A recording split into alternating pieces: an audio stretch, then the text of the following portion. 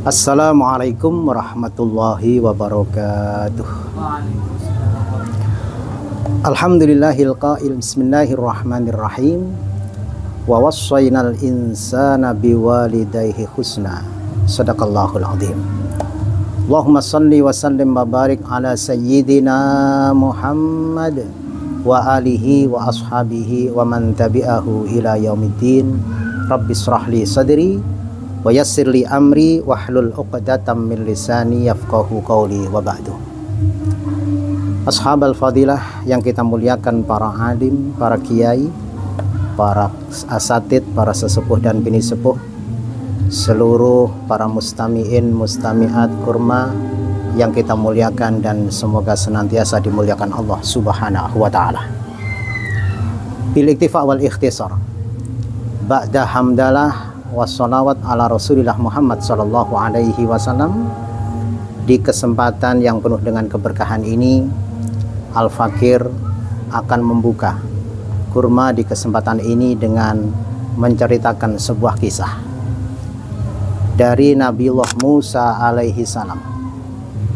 Nabiullah Musa alaihi salam yang terkenal dengan julukan Kalimullah, suatu saat pernah bermunajat kepada Allah Subhanahu wa ta'ala, di mana isi munajat dari Nabiullah Musa alaihissalam ini adalah meminta agar supaya ditunjukkan temannya di surga.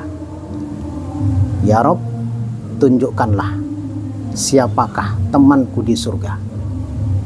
Dan munajat Nabiullah Musa alaihissalam ini diijabah oleh Allah Subhanahu wa ta'ala dengan sebuah petunjuk bahwa teman Nabi Musa ternyata adalah seorang lelaki yang berprofesi sebagai seorang pedagang daging di pasar dengan alamat yang ditunjukkan.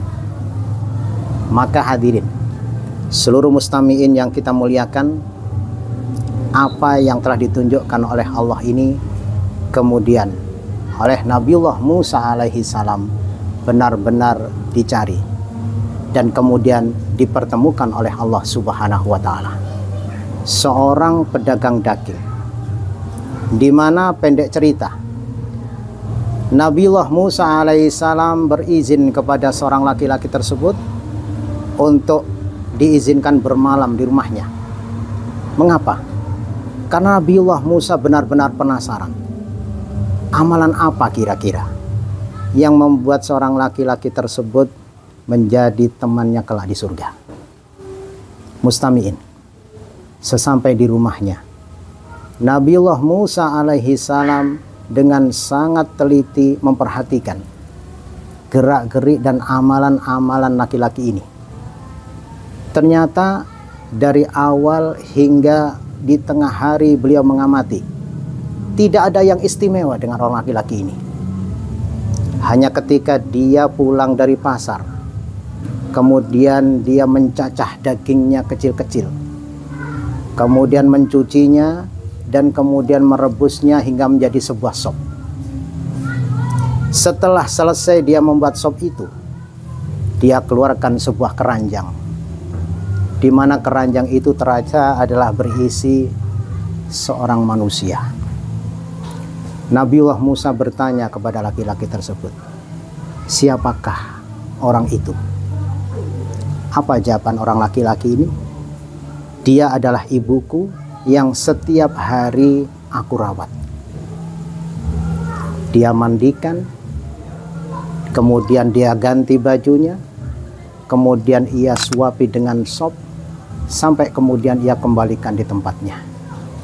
Nabiullah Musa alaihissalam melihat keadaan perempuan yang tadi begitu benar-benar oleh orang laki ini diperhatikan dengan sangat. Di dalam bibirnya atau bibirnya itu berucap, di mana ucapan perempuan ini adalah doa untuk laki-laki itu. Apa isi doanya?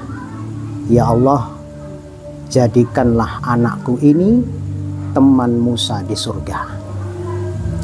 Hadirin segenap mustami'in yang kita muliakan, ternyata doa dari seorang ibu yang dirawat oleh anaknya dengan sangat tulus.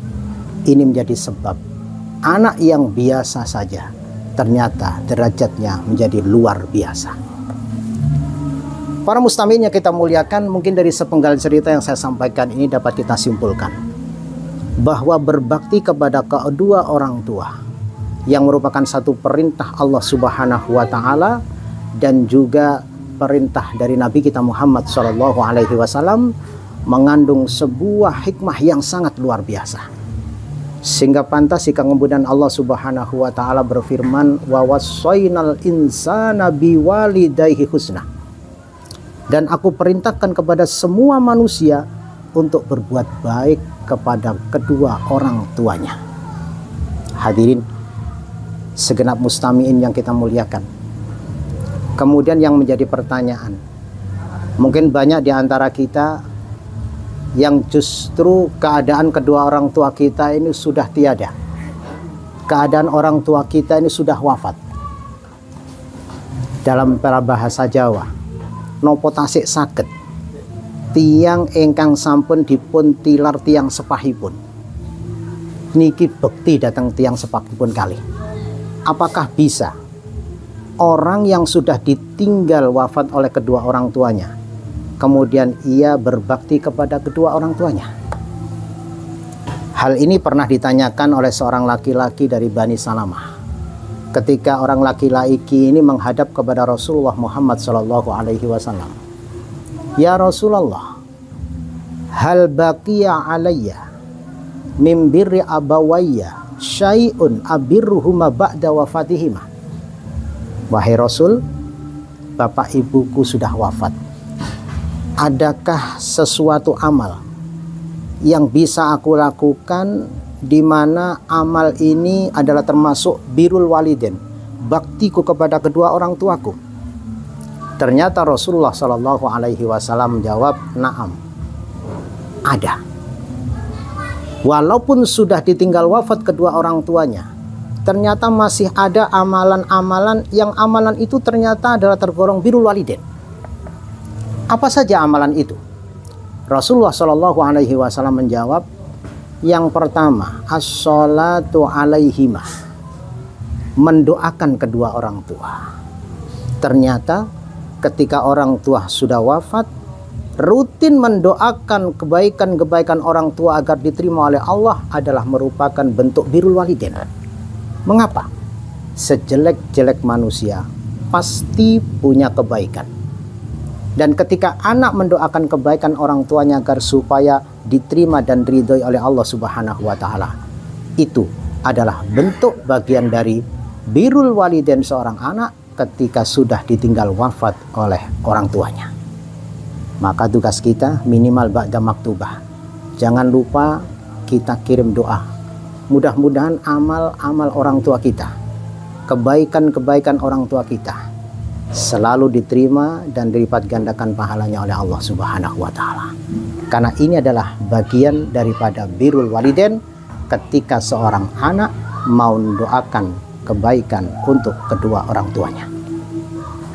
Yang kedua, sekalipun anak sudah ditinggal wafat oleh kedua orang tua, masih bisa birrul walidain dengan cara apa? Wal istighfaru lahuma. Dia senantiasa meminta ampunan untuk kedua orang tuanya. Karena sebaik-baik orang itu pasti punya dosa dan punya khilaf. Karena orang tua kita adalah orang biasa. Kesalahan-kesalahannya kita mintakan ampun ke hadirat Allah Subhanahu wa taala. Sebesar apapun salahnya, sebesar apapun dosanya, kita mintakan ampun kepada Allah Subhanahu wa taala. Karena ini adalah bentuk daripada birrul walidain seorang anak ketika orang tua sudah wafat. Ketika orang tua mendapatkan ampunan dari Allah Subhanahu wa taala berkat doa anak, itu adalah sebuah bentuk hadiah yang sangat istimewa anak kepada orang tua. Yang ketiga, wa inqadu ahdihima. Anak niku tasik saged birrul walidain datang tiang sepahipun. Dengan cara apa? Wa inqadu ahdihima, ngelestarekne janji-janjine bapak lan emak. Ketika seorang anak mengetahui anak mendengarkan janji orang tua, di mana janji itu berisi sebuah wasiat atau pesan. Aku le mulai biyen gak duwe duit. Sakjane kepingin bantu pembangunan musola di ngarep omahku. Sampai datang ajalnya. Orang tua yang menginginkan agar supaya bisa membantu pembangunan belum kesampaian. Anak yang mendengar itu suatu saat diberi rezeki oleh Allah Subhanahu wa Ta'ala, niat untuk mendatangi apa yang pernah janji orang tua kepada masjid atau musola yang dimaksud. Dengan mendatanginya, dengan melestarikan janjinya, anak tersebut telah berbirrul walidain kepada orang tua ketika orang tua sudah wafat. Dan itu adalah sebuah keuntungan orang tua ketika mempunyai anak yang mau melestarikan janji-janjinya yang belum terlaksana. Yang keempat, wa ikramu sodiqihima. Termasuk diantara adalah ketika anak sudah ditinggal wafat oleh orang tuanya dan bisa terbilang birrul walidain, ketika bisa memuliakan teman dekat orang tua, ibu atau bapak kita. Panjenengan saged mulyakne kanca rakete bapak, kanca rakete emak. Semasa hidupnya sampean menjadi saksi bahwa beliau adalah teman dekat ayah dan ibu jenengan. Kemudian panjenengan muliakan mereka. Iling duwe rezeki ngirimi gak ketang amplop isine duit. Yang uang ini sangat berarti buat mereka. Duwe panganan iling ngekei berkat nalikane duwe rezeki. Ini udah bagian daripada anak berbirrul walidain kepada kedua orang tua ketika orang tua sudah wafat. Mengapa? Ya karena teman-teman orang tua dekat inilah, teman-teman dekat orang tua inilah yang bisa menceritakan kebaikan-kebaikan orang tua kalian. Sedangkan udkuru mahasina mautakum adalah bagian daripada anjuran Rasulullah Muhammad Sallallahu Alaihi Wasallam. Dan yang terakhir, anak ketika ditinggal wafat oleh kedua orang tua masih tetap bisa birrul walidain ketika wasilatul arhami allati la tusallu illa bihima, ketika dia bisa menyambung persaudaraan, di mana persaudaraan ini bisa ketemu lantaran bapak dan lantaran ibu. Bisa menjalin hubungan baik dengan Pak D, dengan Pak Lek, dengan Bude, dengan Bulek, dengan sepupu. Orang-orang yang masih ada hubungan dengan orang tua kita. Mau untuk mempererat tali persaudaraan sehingga tidak sampai terputus silaturahmi. Ini adalah bagian daripada birrul walidain ketika anak sudah ditinggal wafat oleh kedua orang tuanya. Maka segenap mustami'in mustami'at yang kita muliakan, berbuat baiklah kalian kepada kedua orang tua kalian, maka pasti anak-anak kalian akan berbuat baik kepada kalian. Semoga sedikit yang kami sampaikan ini memberikan manfaat, menjadi ilmu yang berkah untuk kita semua. Wallahul muwafiq ila aqwamit thoriq. Assalamualaikum warahmatullahi wabarakatuh.